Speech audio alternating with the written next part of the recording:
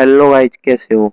आज की क्लास में हम एक्सेल के इंट्रोडक्शन को देखेंगे, जिसके अंदर एक्सेल क्या है, एक्सेल का यूज क्या है, एक्सेल के कितने वर्जन है और वर्कबुक वर्कशीट में क्या डिफरेंट है, एक्सेल एक्सटेंशंस क्या होता है, इन सभी को कवर करेंगे। तो चलिए क्लास को स्टार्ट करते हैं। फर्स्ट ऑफ ऑल आता है व्हाट इज एक्सेल। एक्सेल होता क्या है।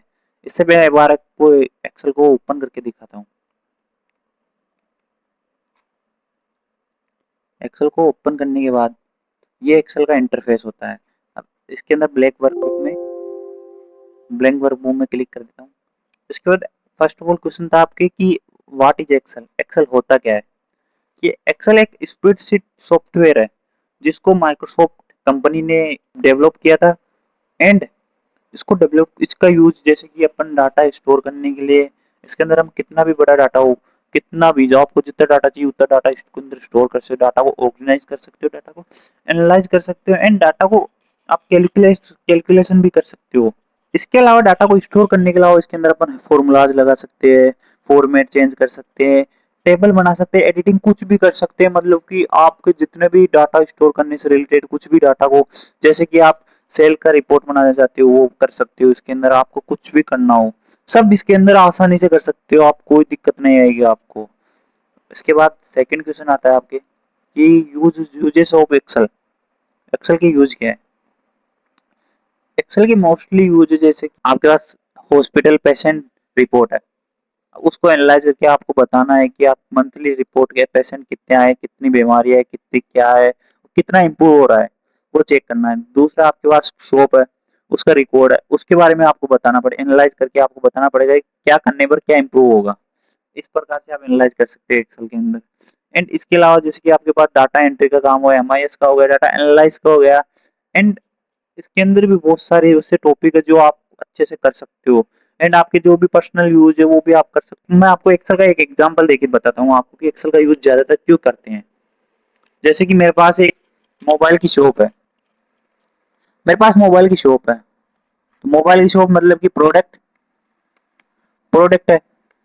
उसके बाद मेरे पास है क्वांटिटी, तो कितनी क्वांटिटी है, क्वांटिटी आ गई। और उसके बाद मेरे पास प्राइस आ गई। इधर मैंने दिया आईफोन, बट दिक्कत आ गई। मैंने दे दिया यहाँ पे आईफोन, आईफोन दे दिया मैंने यहाँ पे, ये देखो।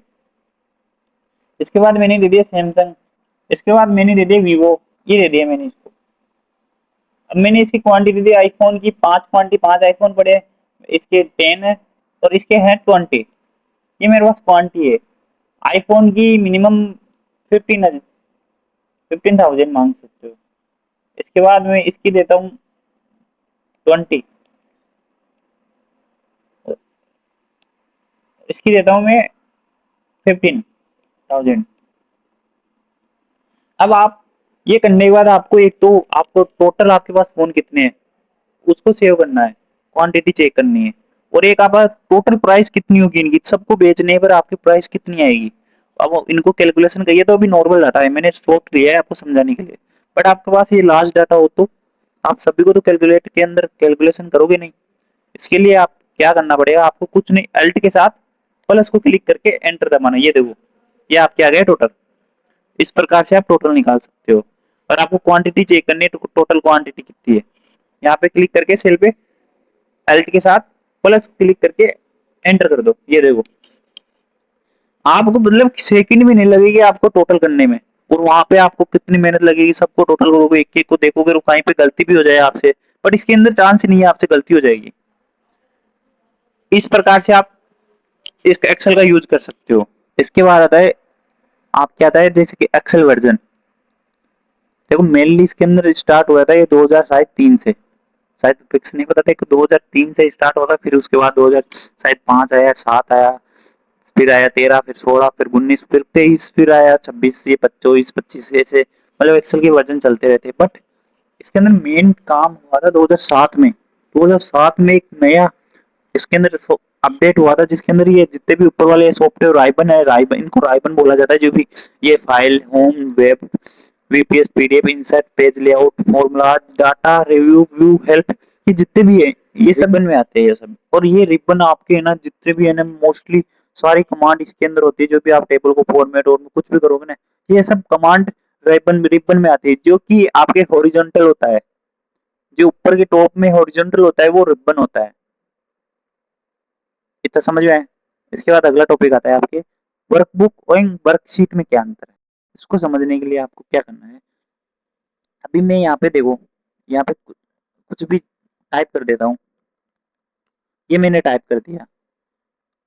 आप जो भी अभी टाइप कर रहे हो, ये जो भी फाइल है वर्कबुक वन एक्सेल, ये जितना भी, ये पूरा जितना भी है, ये एक्सेल के अंदर जो फाइल चल रही है अभी, ये टोटल वर्कबुक में आती है, वर्कबुक ही होती है।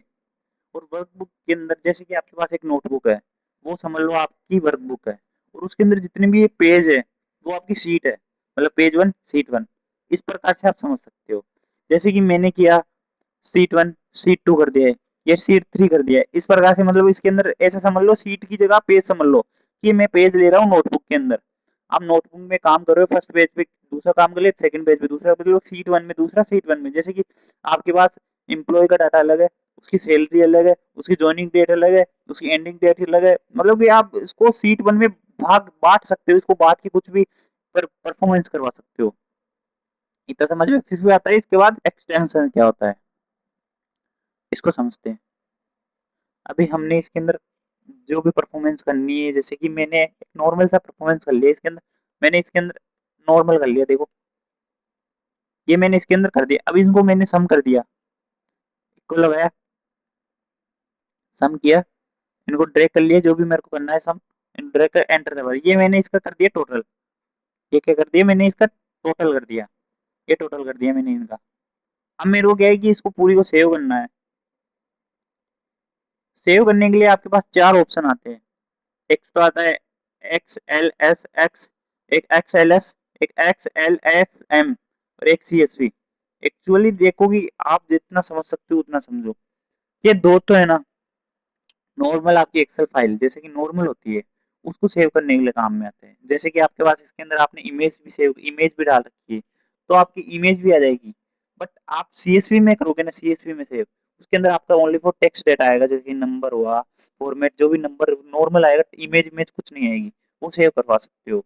और ये आता है एक एक्स एल एस एम, इसके अंदर आपके पास जैसे कि आपके पास माइक्रो डाटा है, मतलब एक्सेल के अंदर एक टॉपिक आता है एक जो कि माइक्रो होता है, वो कि बहुत ही ज्यादा यूजफुल होता है, उस माइक्रो को भी आपको सेव करना है साथ में, तब आप इसका यूज कर सकते हो। बट आपको ज्यादातर या तो सीएसवी का यूज ज्यादा मिलेगा आपको करता हुआ, या एक्सएलएस, इनका यूज ज्यादा मिलेगा। इसका बहुत कम, क्योंकि माइक्रो का कंपनियों में यूज होता है बहुत ज्यादातर, पर्सनली ज्यादा यूज नहीं होता। इतना समझ में आएगा आपके? इसको मैं सेव करके दिखा रहा हूँ आपको। सेव करने के लिए आपको जाना पड़ेगा फाइल में, फाइल में जाने के बाद अगर आपके पास, आपने इसको पहले से सेव कर रखा है, तो आप इसको सेव करना नहीं। अगर आपने पहले से सेव नहीं कर रखा, तो आप सेव में जाके इसको सेव कर सकते हो। ये अभी के टाइम पे सेव हो गई। तो गाइज आज की क्लास में हमने एक्सेल का इंट्रोडक्शन देखा है। अगर आपको वीडियो अच्छा लगे तो वीडियो को लाइक करें, सब्सक्राइब करें, क्योंकि मेरे को आपके सपोर्ट की बहुत ज्यादा जरूरत है।